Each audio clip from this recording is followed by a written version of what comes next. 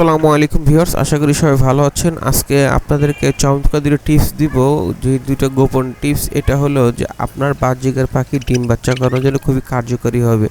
তো অবশ্যই আপনি ভিডিওটা শেষ পর্যন্ত দেখবেন, তাহলে ইনশাআল্লাহ জানতে পারবেন বাজরিকার পাখিকে ডিম বাচ্চা করানোর জন্য কোন দুটো কার্যকরী পদ্ধতি ব্যবহার করলে আপনার পাখি দ্রুত ডিম বাচ্চা করবে।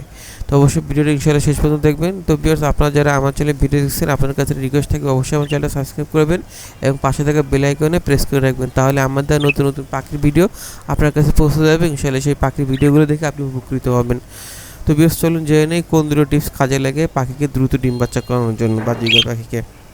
তো ভিউয়ার্স, আপনারা অনেকে আছেন বাজরিকার পাখি পালেন, কিন্তু দেখা যায় যে আপনার পাখি ডিম বাচ্চা করে না, অনেকে মন খারাপ থাকে। তো আপনার পাখি কিনে কিন্তু ডিম বাচ্চা করবে, এটা আসলে একটা আনন্দ দেয় আমাদেরকে। আর আমরা শখের কারণে পালার কারণে আমাদের একটা শখ থাকে যে পাখি যখন কিনবো তখন যেন আমাদের ইচ্ছাই থাকে তখন থেকে যে পাখি যাতে ডিম বাচ্চা করে।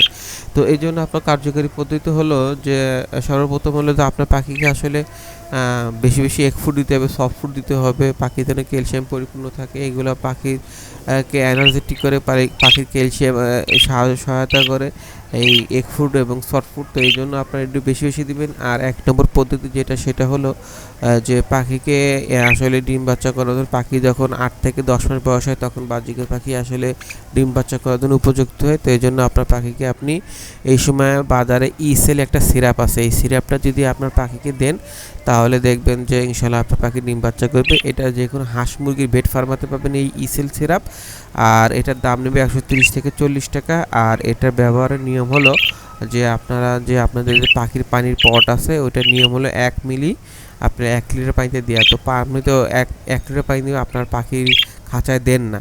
তো এই জন্য আপনাকে উচিত হবে যে আপনার পাখির যে পানির পট আছে এটার মধ্যে 5 থেকে 6 ফুটা আপনার যে ড্রপার আছে, ড্রপার দিয়ে 5 থেকে 6 ফুটা আপনার পাখিকে দিবেন।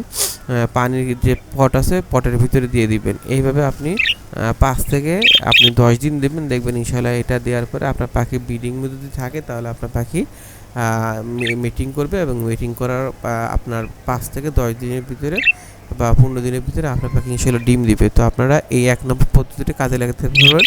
এই ইসেল সিরাপ আপনি হাঁস মুরগি ভেট ফার্মাতে পাবেন। 2 নম্বরে হলো যে অনেকে আসলে একজোড়া পাখি পালেন, এখন 140 টাকা দিয়ে বা 130 টাকা দিয়ে ইসেল সিরাপ করা সম্ভব না। তো তারা কাজ করতে পারেন, আপনারা ক্যাপ আছে বাজারে কিনতে পাওয়া যায়।